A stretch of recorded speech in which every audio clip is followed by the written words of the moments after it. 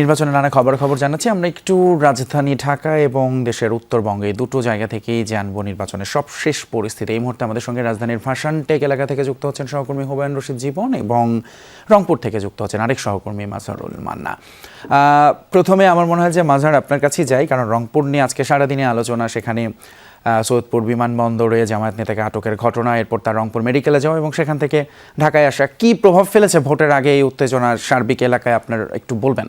তিতুমির, যে তথ্যটি দিতে চাই যে অর্থাৎ রাত পৌনে 12টার দিকে মেডিকেল বোর্ডের সিদ্ধান্ত অনুযায়ী রংপুর মেডিকেল কলেজ হাসপাতাল থেকে সৈয়দপুর বিমানবন্দরে যে জামায়াতের যে আমির 74 লক্ষ টাকা দিয়ে নিয়ে যে আটক হয়েছিলেন তাকে উন্নত চিকিৎসার জন্য ঢাকা হৃদরোগ ইনস্টিটিউট হাসপাতালে জন্য তাকে রেফার করা হয়েছে বলে জানিয়েছেন রংপুর মেডিকেল কলেজ হাসপাতালের পরিচালক জনাব ব্রিগেডিয়ার জেনারেল অবসরপ্রাপ্ত আশিকুর রহমান। যে বিষয়টি দিতে চাই যে এই ঘটনাটি বেশ আলোচিত হয়েছে, যদিও এই 74 লাখ টাকার ব্যাপারে তাদের পক্ষ থেকে, জামায়াতের পক্ষ থেকে, পরিবারের পক্ষ থেকে বলা হয়েছে যে সেটি ব্যবসায়িক টাকা, কিন্তু শেষ মুহূর্তে অর্থাৎ ভোটের ঠিক আগ মুহূর্তে এই ধরনের টাকা সাথে থাকা নিয়ে কিন্তু সবার চোখ পড়েছে এই ঘটনাটার মধ্যে এবং এটির এক ধরনের বিরূপ প্রতিক্রিয়াও তৈরি হয়েছে। এরই মধ্যে আমি যদি আপনাকে একটু দেখি যে এখন গভীর রাত, এই গভীর রাতেও কিন্তু পুরো বিভাগ জুড়ে কঠোর নিরাপত্তা বলয় তৈরি করেছে ভোট যাতে নির্বিঘ্ন সুষ্ঠু হয়।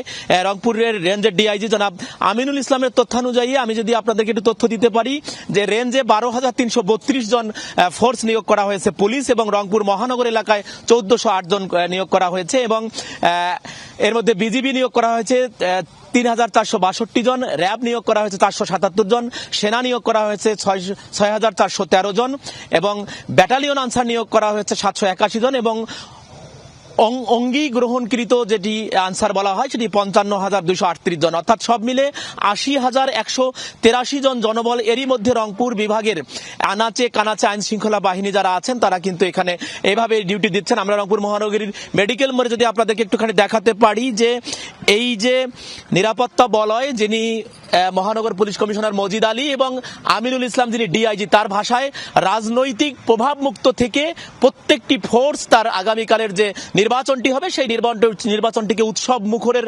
পাশাপাশি সুষ্ঠু করবার জন্য তারা তাদের সর্বোচ্চ পেশাদারিত্ব বজায় রাখবেন বলে আমাদেরকে জানিয়েছেন। তিতুমির, অসংখ্য ধন্যবাদ। মাজহারুল মান্নান রংপুর থেকে জানাচ্ছিলেন নির্বাচনের আগের রাতের সবশেষ পরিস্থিতি এবং আইন শৃঙ্খলার চিত্র।